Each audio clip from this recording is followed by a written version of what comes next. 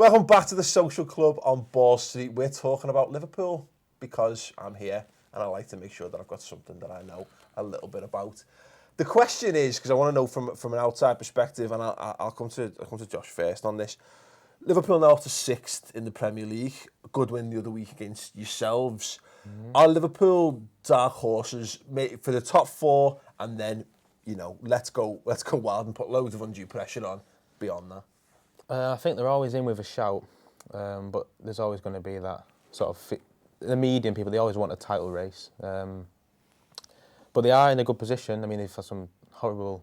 You know, the fixture list was not very kind to begin with, some tough away games, but they're out the way now. Obviously, they picked up a point at Arsenal and then beat both Chelsea and City. You know, I don't think anyone expects them to get 7 points. Have you recovered from that one yet? No, we've not really. But yeah, I mean, watching you last week against us, just like the maturity really in the performance. And now, you know, you came to the league leaders, stuffed us in our backyard really.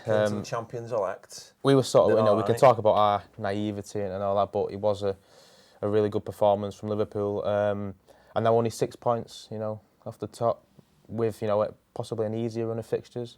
I like they've got to be up there, so it's looking quite rosy at the moment for Klopp and Liverpool. Keep you around in general. I might just play that over and over in my head if we ever have a bad game. Ped, you don't like us very much. What do you think? Talking about you again. We're talking about you soon. Don't worry. You were in the news this weekend. We'll come to that. Well, you know, Liverpool have won a couple of games. They've got the old penalty thing going again, which is nice. Nice to see. The most ever penalties given for one team in the Premier League. Shock. Why not? I mean, I love the way that you take that as a personal affront to Everton. Of course I do. I take everything as a personal affront to Everton. Listen, you know, went to Chelsea, went to City, got fantastic results. He's got the away side of it sorted. It's whether he can get the home stuff sorted. Now, yeah, you know, beating Swansea 1-0. It's a good result. It's knuckled down.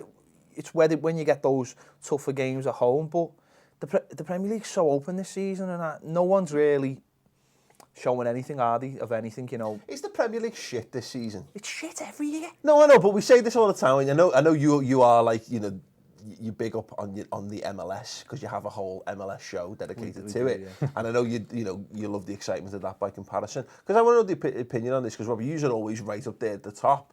Is the Premier League rubbish this season, or is it better because it's a bit more random? No, I don't know if it's rubbish. I think that's a bit of a disrespect to some of the teams below, because I think that all the teams are catching up.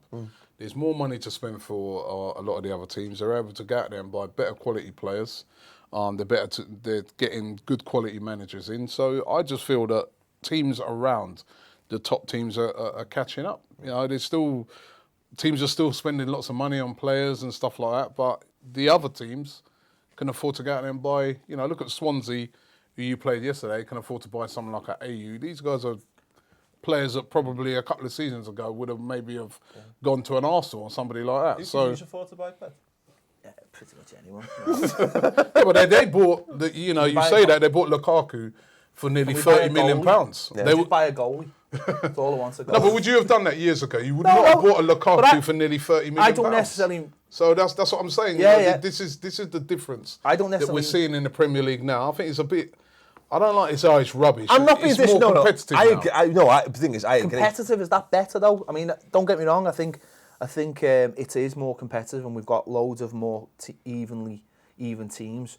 But I don't necessarily know if that makes it better, because we're finding a lot of teams who just have spoiler tactics now, and a lot of the games I just don't find it as exciting, and the money will always rise to the top. That's the thing. I am finding it exciting at the moment that, you know, it's not predictable at the moment, is it? I mean, yes, Liverpool smashed City, and then they got beaten by Crystal Palace at home, you know. So, you know, and you know, going back to what you said about contenders, I think Liverpool, they're definitely going to be contenders, because nobody's really. Because they'll keep telling us they're contenders. Yeah, they won't stop telling us they're contenders. I don't think they'll win the league. I think they've got a great chance of getting in the top 4. Look at the manager they've been able to go out there and get, Jurgen Klopp. So that's what I'm saying. It's more competitive. If you look at like the Spanish leagues, there is a massive gulf The problem between is- the top teams and everybody else. The problem with Germany, it is, Robbie, Bayern. is that I agree, and I mean, I don't know you think on this, Josh, but I like the fact that it's a bit more random. I like the fact that Leicester are beating teams and that they're smashing goals in and doing it in a really exciting way. But I think the counterpoint is, I think kind of what Robbie's kind of getting to, the Liga.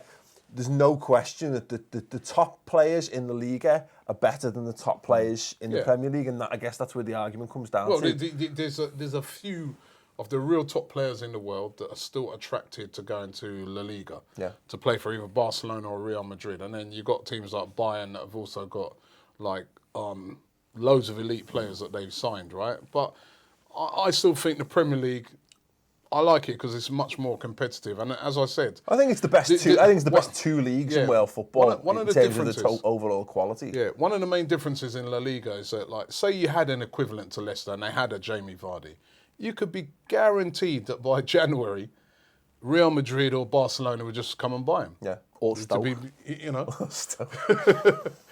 So whereas in the Premier League now, you saw earlier on in the season with John Stones, another one of your players, right, that 35 million. In case you weren't sure. 35 million pounds being offered up for John Stones a couple of seasons ago, you would have been like, yeah, go, let me get that money. Yeah. Now you're like, no, we don't need it.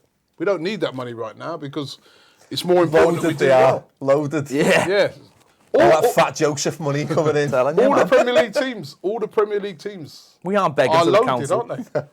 No, but the only thing I guess is that like Man City have got the ability to be that super club and have those super players, and I think you have, because I think Aguero, when he's actually fitting on the pitch, his hamstrings are working properly. Absolutely, I think he's the best player in the league, or up there with Silva. But equally, Man City are not, with the resources and the players they do have, should absolutely smash everyone, but it's not working out that way. Yeah, I think if injuries hadn't really come into play, we'd probably be more comfortable, in a more comfortable position. Injuries, Rob. Possibly. When we were level, we're only top on goal difference at the moment. We had company fit for more games. Silva's been injured as well, obviously Aguero, and pretty much half the team. Spent the Mangala money better. Yeah, possibly. But I think on the whole, the league sort of, there's no real consistency in the teams anymore. There's no sort of, Mourinho in his first spell at Chelsea, they were sort of a well-oiled machine. They were difficult to beat. I don't think that's the case for us. I think the way we play, Pellegrini's way of playing, it's sort of, he doesn't change his tactics. He doesn't sort of adapt to the opposition. So I think that means we are, a bit more suspect, especially when company's not in the team. So I think there's definitely still a title race on, purely because the way we play, really. Okay, so where are Liverpool going to finish this season? I would probably say top four is about right. I think Spurs are in the hunt as well. They probably need a bit of support for Kane, maybe. Possibly depends on the transfer window, really. Liverpool might need. Don't feel you need to be diplomatic because you sat next to him. No, yeah, they might need to buy. I think they do need to buy, especially with some of the injuries, which we're talking about injuries a lot. Yeah, Sturridge lots of can't injuries. seem to get a break. Well, you've had lots of injuries. Yeah, these have had injuries. Firmino's coming into form a bit now. He was rubbish at He the was weekend, okay. but He was okay against us, I suppose. He worked too hard. He did. He did all right. Yeah, just.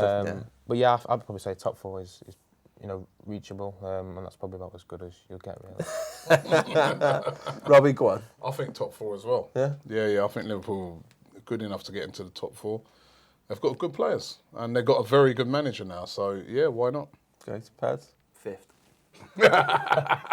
Is that because you genuinely believe it, or you can't bring yourself to say it? No, I genuinely believe it. I don't think Liverpool have got a striker. So, you're not going to finish top four without a striker. Unless you're Benteke? As I say, I like Benteke. He's probably the second best Belgium in the league, but he's got fit. After Hazard, yeah, he's always got injury.